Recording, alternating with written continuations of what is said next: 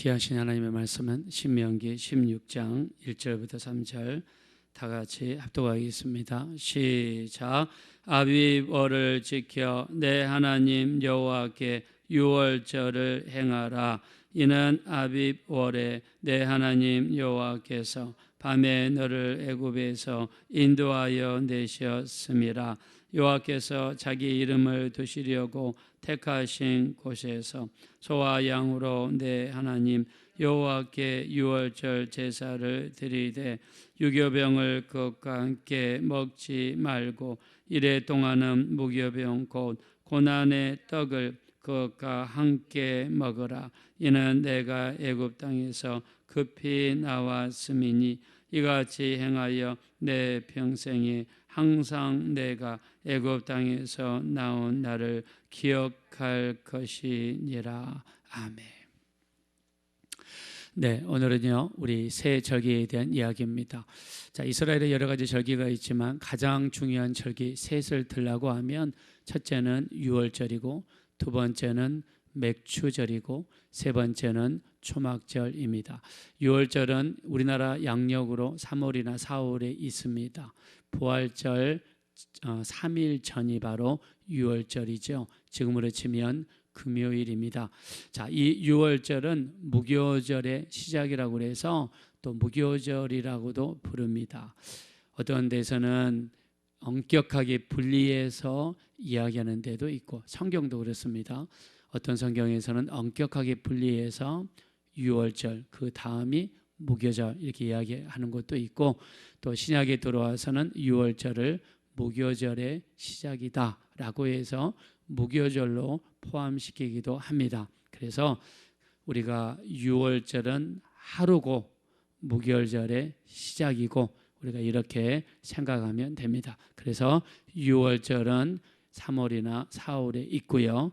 자, 이 유월절이 있는 주일부터 시작해서 7번째 되는 주일, 이것이 바로 맥추절이 됩니다. 그리고 우리가 9월이나 10월에 이르러서 초막절이 있습니다. 자, 유월절은 어떤 날입니까? 바로 이스라엘 백성들이 애굽에서 종살이를 했죠. 430년 동안 사는 동안 종살이를 400년을 했습니다. 나중에 거의 노예처럼 짐승 취급을 당했죠. 이스라엘 백성들이 애굽으로 들어갈 때 야곱이 70명의 식구들을 데리고 애굽으로 들어갈 때 70명이었습니다. 그러나 430년이 지난 다음에 애굽에 나올 때는 남녀노소 총 합쳐서 200만 명이 되었습니다. 430년 동안에 200만 명이 되었다는 것은 기하급수적인 인구 폭발을 의미했습니다. 인구가 너무 급속하게 증가했어요. 이때 당시에 애굽 전체 인구가 700만이었다고 합니다. 그 중에서 이스라엘 인구가 200만이니까 위협할 수 있는 수준까지 증가하게 된 겁니다. 자, 그래서 애굽은 핍박을 시작했죠. 이스라엘 인구 증가가 멈출 수 있도록 남자들이 일을 더 많이 할 수 있도록 일감을 늘리고 또 고역을 늘리고 벽돌 굽는 숫자를 늘리고 옛날에는 지푸라기를 주면서 그거를 진흙으로 이어서 벽돌을 구웠다 그러면 이제는 지푸라기도 니네가 직접 얻어가지고 벽돌을 만들어라 하면서 남자들을 못 살게 만들었습니다. 옛날에 퇴근할 때는 6시에 퇴근했다 그러면 저녁에 시간이 있으니까 또 부부 생활을 하면서 아기를 낳을 수가 있었지만 남자들이 이제 퇴근하는 시간이 6시에서 8시가 되고 10시가 되니까 그냥 집에만 가면 골아 떨어져서 잔단 말입니다. 그래서 인구를 억제하려고 했어요. 또 히브리 산파 시프라하고 부하를 불러가지고 이 사람들에게 남자아이가 태어나거든 죽여라. 여기까지 이야기했는데 이게 작동하지 않았습니다. 그래서 이 이스라엘 민족을 강하게 핍박을 시작을 했어요. 너무나 힘들고 어려우니까 이스라엘 백성들이 부르짖게 되었죠. 자, 우리가 부르짖는 때는요, 그 다음 반드시 하나님이 역사합니다. 하나님께서 모세를 떨기나무 가운데서 불 가운데서 부르셔서 사명을 주죠. 미션을 줍니다. 애굽으로 돌아가라. 그리고 거기 있는 이스라엘 백성들을 이끌어서 가나안 땅으로 인도하라는 사명을 주시게 됩니다. 자, 근데 바로 왕을 찾아가서 이야기를 하니까 바로 왕이 순수하게 내줬습니까? 안 내줬죠. 그래서 하나님께서 10가지의 재앙으로 애굽을 치기 시작했습니다. 하나님 말씀을 듣지 않으면 그 다음에 오는 것은 재앙이라는 것을 하나님께서 보여주신 거죠. 9번째까지 애굽을 쳤는데도 듣지 않죠. 그때 10번째 재앙이 무엇입니까? 아들 중에서 첫 번째 아들이 죽을 것이다. 짐승 중에서 첫 번째 새끼가 죽을 것이다. 이 재앙을 선포했습니다. 이날 이스라엘 백성들에게 하나님이 명령했죠. 양을 잡아라. 그리고 그 피를 좌우 설주와 임방에다가 발라라. 내가 피를 볼 때에 넘어가리라. 출애굽기 12장 13절에 내가 피를 볼 때에 넘어가리라. 자, 그날 밤 이스라엘 백성들은 양을 잡았습니다. 그리고 좌우설주 문 입구에 있다가 피를 발랐습니다. 그리고 그날 밤에 그 사람들은 쓴뿌리와 무교병을 먹었습니다. 그리고 양고기를 먹었습니다. 그날 밤 피를 발랐던 집마다 죽음의 사자가 들어가지 못하고 그 집에 들어가지 못하고 넘어갔습니다. 그래서 넘어갔다는 말을 우리가 유월이라고 이야기합니다. 그래서 이날이 유월절의 시작이 되었습니다. 유월절은요 가장 중요한 것은 첫째 피입니다. 자, 이 피를 집 입구에다가 발랐습니다. 그 피는 유월절 어린 양입니다. 그 피를 집에 바른 집마다 죽음의 사자가 들어가지 못하고 구원을 받고 재앙을 면하는 놀라운 역사가 일어났습니다. 자, 예수님이 돌아가신 절기가 유월절이에요. 양을 잡는 시간이 오후 3시입니다. 예수님이 돌아가신 시간이 금요일 날 오후 3시예요. 어쩌면은 그렇게도 정확하게 시간이 맞는지 몰라요. 예수님이 십자가에 매달린 시간이 금요일 날 오전 9시, 낮 12시에 해가 어두워졌어요. 오후 3시 주님이 다 이루었다 하시고 돌아가셨어요. 예수님은 유월절 어린 양이 되십니다. 유월절 어린 양은요 피를 바르는 거예요. 그 피를 바르는 집마다 죽음의 사자가 들어가지 못하고 보호하는 놀라운 역사가 일어났습니다. 예수님이 우리의 유월절 어린 양이 되신 것은 예수님의 보혈을 의지하라는 하나님의 큰 뜻이 여기에 숨어 있는 줄로 믿습니다. 기도할 때나 예배할 때나 회개할 때나 찬양할 때나 우리에게 정말 필요한 것은 예수님의 보혈이 되어야 될 줄로 믿습니다. 예수님의 보혈을 의지하는 집마다 죽음의 사자가 들어가지 못하고 어려움이 들어가지 못하고 하나님의 보호하심의 역사가 나타나게 될 줄로 믿습니다. 지금은 보이지 않는 영적인 전쟁이에요. 마귀가 가장 무서워하는 게 예수님의 보혈입니다.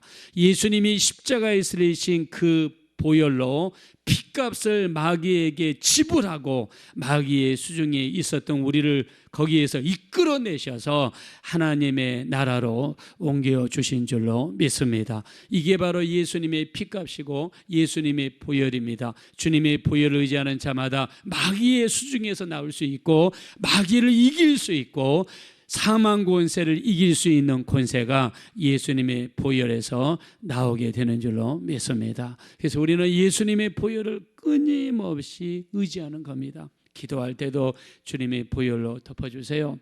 예수님의 보혈로 내 가정을 덮어주세요. 예수님의 보혈로 내 자녀를 덮어주시고 보호하여 주시고 내 가정을 보호하소서. 내 하는 모든 일들을 보호하여 주시옵소서. 그래서 우리는 유월절 어린 양 대신 그 예수님을 의지합니다.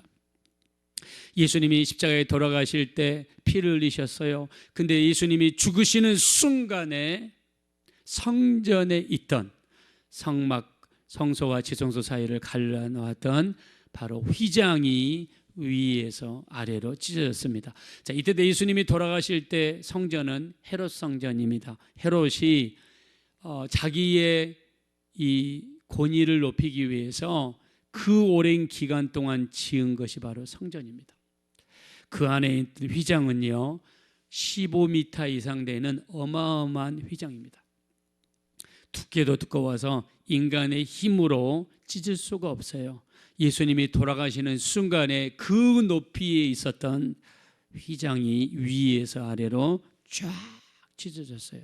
성경에서는 이걸 뭘 상징하느냐, 십자가에서 돌아가신 예수님의 보혈을 의지하는 자마다 휘장이 찢어진 사이로 지성소에 들어가, 대제사장만이 들어갈 수 있었던 지성소에 들어가 하나님을 뵐 수 있는 그 길을 우리 주님이 열어주신 것입니다. 히브리서 10장 19절입니다. 그러므로 형제들아 우리가 예수의 피를 힘입어 성소에 들어갈 담력을 얻었나니, 이 성소가 바로 지성소를 이야기합니다. 성소에 들어갈 담력을 얻었나니 이 길은 우리를 위하여 열어놓으신 새로운 살 길이요 휘장은 그의 육체니라 라고 말씀했습니다. 그래서 예수님의 보혈을 의지하는 그 자리가 지성소가 되는 것입니다. 오늘 우리가 새벽 예배에 나왔습니다. 여러분이 앉아 계신 그 자리, 예수님의 보혈을 의지해서 기도드리는 그 자리가 하나님 아버지를 직접 뵐 수 있는 지성소의 자리가 되는 줄로 믿습니다. 그래서 예수님의 십자가의 은혜는요 우리를 지성소에 들어갈 수 있도록, 하나님 아버지를 직접 뵐 수 있도록, 그래서 우리 마태복음 6장 1절에 사람에게 보이려고 너희 의를 행치 않도록 주의하라 하시면서 오른손이 하는 일을 왼손이 모르게 우리가 구제하라고 말씀하시면서 그 다음에 너희가 사람에게 보이려고 회당과 큰 거리 여기에서 하는 것 같이 하지 마라. 너희 골방에 들어가 문을 닫고 은밀한 중에 보시는 너희 아버지께 기도하라. 자, 골방은 어디가 골방입니까? 예수님의 보혈을 의지하여 기도드리는 그 장소가 우리가 기도드리는 장소고 우리의 골방이고, 거기는 은밀한 중에 보시는 아버지가 거기에 계시는 줄로 믿습니다. 그래서 예수님의 은혜는요 그 보혈을 의지함으로 말미암아 내 자리가 아버지를 뵐 수 있는 지성소가 된다는 것입니다. 자, 우리가 유월절을 지키면서 두 번째 반드시 먹어야 되는 게 무교병과 쓴 나물입니다. 여러분, 쓴 나물 먹으면 얼마나 씁니까? 그 다음에 무교병은 효모를 누룩을 넣지 않는 딱딱한 빵입니다. 쓴 나물에다가 딱딱한 빵을 먹으면 얼마나 먹기가 힘듭니까? 요즘에 건강 생각하면서 우리가 먹는 게 이 현미죠. 현미쌀을 이렇게 먹지 않습니까? 일반 밥은 부드럽고 잘 넘어가고 그냥 꿀떡꿀떡 넘어가죠. 먹기가 쉽습니다. 근데 현미는 딱딱하고 잘 씹어지지도 않고 오랫동안 씹어야 돼요. 근데 그게 우리 건강에 좋죠. 이 쓴나물이라든가 무교병도 먹기가 영 불편해요. 쓴나물을 먹고 무교병을 먹으면서 뭘 생각하느냐, 400년 동안 그 모진 땅 애굽 땅에서 괴로움 당하고 힘들고 어려운 삶을 살았는데 그 가운데서 우리를 이끌어내시고 인도해 내신 분이 누구냐? 바로 하나님이 되신다는 것을 기억하라는 것입니다. 자, 우리 한번 1절 말씀 보겠습니다. 1절 다 같이 읽겠습니다. 시작. 아비벌을 지켜 내 하나님 여호와께 유월절을 행하라. 이는 아비벌에 내 하나님 여호와께서 밤에 너를 애굽에서 인도하여 내셨음이라. 아멘. 우리가 첫째 무엇을 기억해야 됩니까? 애굽에서 우리를 인도하신 분이 하나님이시다. 하나님의 은혜로 우리가 애굽에서 나타나는 거예요. 애굽은 세상을 상징합니다. 죄악을 상징합니다. 세상에서 고생하던 그 시절을 상징해요. 우리를 그 가운데서 이끌어내신 분이 누구냐? 하나님이시라는 거예요. 하나님을 기억하라는 거예요. 두 번째, 우리 한번 밑으로 쭉 내려가셔서 12절입니다. 12절 다 같이 읽겠습니다. 시작. 너는 애굽에서 종 되었던 것을 기억하고 이 규례를 지켜 행할지니라. 아멘. 6월절이나 77절이나 초막절은요 또 집에 살던 사람이, 편안하고 따뜻하고 안락한 집에 살던 사람이 초막절이 되면 뒤에 가서 지푸라기로 천막을 치고 일주일 동안 살아야 돼요. 그러면서 광야에 40년 동안 그 낮에는 덥고 밤에는 추운 그곳에서 낮에는 구름 기둥으로, 밤에는 불 기둥으로, 아침에는 만나로, 저녁에는 메추라기로, 신발이 닳지 않았고 옷이 헤어지지 않게 하신 그 하나님의 은혜, 이 사막에 불뱀이 있고 정갈이 있는 그 무서운 곳에서 우리 생명을 지켜주신 그 하나님을 기억하고 감사하라고 하는 것이 바로 하나님이 우리에게 주신 절기의 의미입니다. 그래서 우리가 주일마다 하나님 앞에 갈 때마다 우리가 세상에서 얼마나 죄인이었는가, 우리가 세상에 살면서 얼마나 수많은 죄를 짓고 살았는가, 내가 예수 믿지 못했더라면 그 무서운 지옥에 떨어져서 고통당할 수밖에 없고 멸망받을 수밖에 없는 우리들이었는데, 우리를 예수 믿게 하시고 예수님의 보혈로 우리를 깨끗하게 씻어주시고, 씻어주실 뿐만 아니라 하나님의 자녀가 되게 하시고, 그리고 이 땅에 사는 우리 모든 선행을 하늘에서 상으로 갚아주시겠다고 이 축복을 베풀어 주신 분이 바로 예수님의 은혜가 되시는 줄로 믿습니다. 우리는 이거를 기념해야 돼요. 그래서 가장 하나님이 기뻐하시는 기도가 무엇인가? 하나님의 은혜를 기억하고 그 은혜를 하나님께 고백하는 기도를 하나님이 너무 기뻐하세요. 열왕기상 3장 10절입니다. 솔로몬이 이것을 구하며 그 말씀이 주의 마음에 든지라 라고 성경에 표현했어요. 그러면 솔로몬이 어떤 기도를 했길래 하나님 마음에 들었는가? 이렇게 기도하죠. 내 아버지 다윗이 이 큰 나라를 이룬 것은 하나님의 큰 은혜였습니다. 내가 19명의 아들, 그 많은 아들 중에서 내가 아버지의 뒤를 이어 왕이 된 것도 하나님의 큰 은혜입니다 라고 솔로몬이 기도할 때, 솔로몬이 이 기도가 하나님 마음에 들었다고 했습니다. 우리 기도 속에는 반드시 하나님의 은혜를 기억하는 기도가 있어야 될 줄로 믿습니다. 하나님의 은혜를 기억해야 돼요. 하나님, 나는 옛날에 정말 우리 속된 말로 기차반이었습니다. 나는 정말 부족한 자였습니다. 근데 오늘의 나는 하나님의 축복의 증거요, 하나님이 나를 도와주신 증거입니다. 이런 기도, 하나님의 은혜를 기억하는 이런 기도가 반드시 우리 기도 속에 있어야 되고, 그래서 하나님께서 3가지 절기를 제정하시면서 뭐를 기억하라 하셨냐? 하나님의 은혜를 기억하라고 봄에 유월절, 여름에 맥추절, 가을에 초막절, 이 3 절기를 주시면서 하나님의 은혜를 기억하라는 거예요. 이게 하나님이 이 절기를 제정하신 뜻입니다. 우리가 앞서서 살펴봤습니다. 신명기 8장 11절부터 14절.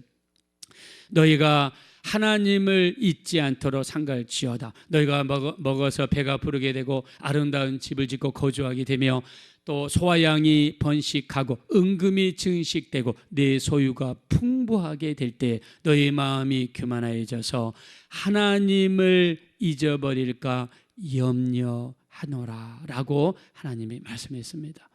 너희가 모든 게 풍족하게 되면 하나님을 잊어버릴까 염려하신다고 그랬어요.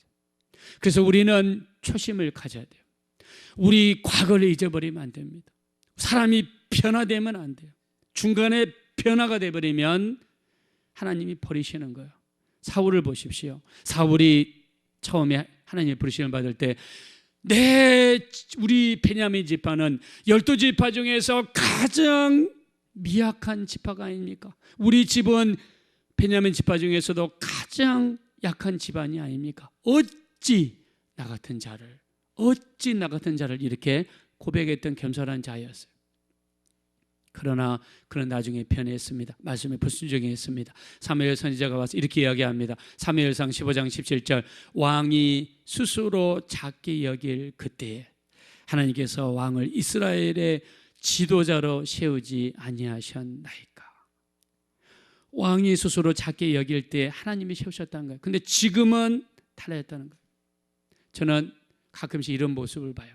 어떤 크게 쓰임받는 주의 종이 자기의 등신대를 옆에다 만들어 놓습니다. 교회 입구에다가 거기에서 사진 찍으라고 만들어놔요. 자기 사진을 크게 만들어서 자기가 태어났던 집을 대대적으로 수리를 합니다. 동네의 조경을 새로 바꿉니다. 저는 그리고 마치 자기 자신이 어마어마한 사람처럼 포장하는 경우를 가끔씩 봅니다. 여러분, 저는 이거는 온전한 모습이 아니라고 생각합니다. 사도 바울은 어땠습니까? 하나님께 쓰임 받을수록 시간이 갈수록 어떻게 표현합니까? 고린도전서 15장 9절 나는 사도 중에 가장 작은 자라. 에베소서 3장 8절 나이가 더 드니까 나는 모든 성도 중에서 가장 작은 자보다도 더 작은 자라. 죽기 전에 어떻게 표현합니까? 디모데전서 1장 15절 나는 죄인 중에 괴수다. 사도 바울은 가면 갈수록 사도 중에 작은 자, 성도 중에 가장 작은 자보다 작은 자, 나는 죄인 중에 괴수하면서 자꾸 자기를 낮췄습니다. 우리는 시간이 갈수록 우리를 포장해서는 안 돼요. 우리가 쓰임받은 게 많고 응답받은 게 많다고 그래서 우리가 대단해서 일어난 것처럼 우리를 포장하는 순간에 우리는 끝이 납니다. 잊어서는 안 됩니다. 하나님의 은혜, 내가 그 세상에 있을 때, 애굽에 있을 때 정말 기차반 같은 삶을 살 때에 거기서 나를 끄집어내신 분이 하나님이고 하나님의 은혜로 오늘의 내가 되었다는 것을 우리는 잊어서는 안 될 줄로 믿습니다. 끊임없이 하나님의 은혜를 생각하고 그 은혜에 합당한 영광을 돌림으로써 사도 바울과 같이 갈수록 나를 낮추고 갈수록 낮아질 수 있는, 편은 익을수록 고기를 숙이고요, 곡식은 익을수록 고기를 숙입니다. 시간이 가면 갈수록 나는 죽어지고 예수님만 드러낼 수 있는 복된 신앙생활 감당하게 되시기를 예수님의 이름으로 축원합니다. 이 시간 기도하실 때 시간이 갈수록 날이 갈수록 점점 우리는 고기를 숙이게 도와주시고 우리는 점점 낮아지게 도와주시고 오직 우리의 입에서는 하나님의 은혜입니다. 하나님이 하셨습니다. 하나님이 오늘의 나를 만드셨습니다. 나는 아무것도 아닙니다. 하나님께서 하셨습니다. 겸손하게 하나님께 영광 돌릴 수 있는 우리의 삶이 되어질 수 있도록 절기 때마다 하나님을 기억하고 하나님의 은혜를 간증할 수 있는 우리가 드러나지 않고 오직 주님만을 드러낼 수 있는 우리가 되게 달라고 합심으로 간절히 기도하겠습니다. 허락하시고 아버지 하나님 진심으로 감사합니다. 우리 하나님, 우리는 참으로 우리에게 기도응답이 많이 이루어지고 하나님의 역사가 많이 나타날수록 우리가 실수하기 쉬운 것이 우리 자신이 드러난다는 것입니다. 우리는 절대로 드러나지 않게 하소서. 오직 하나님만 드러내시옵소서. 오직 주님만 드러내시옵소서. 오직 예수님의 은혜만 드러나게 도와주시옵소서. 우리 하나님, 시간이 갈수록 벼가 익으면 고기를 숙이듯이 우리는 점점 낮아지게 도와주시고 우리 하나님, 절기 때마다 우리를 이끌어내신, 구원해내신 그 하나님의 은혜를 생각하고 하나님만 드러내고 하나님께만 영광 돌리고 우리는 아무것도 한 것이 없습니다. 오직 하나님이 하셨습니다. 오직 우리 주님이 하셨습니다. 주님의 은혜만을 드러낼 수 있는 우리 모두가 될 수 있도록 인도하여 주시옵소서.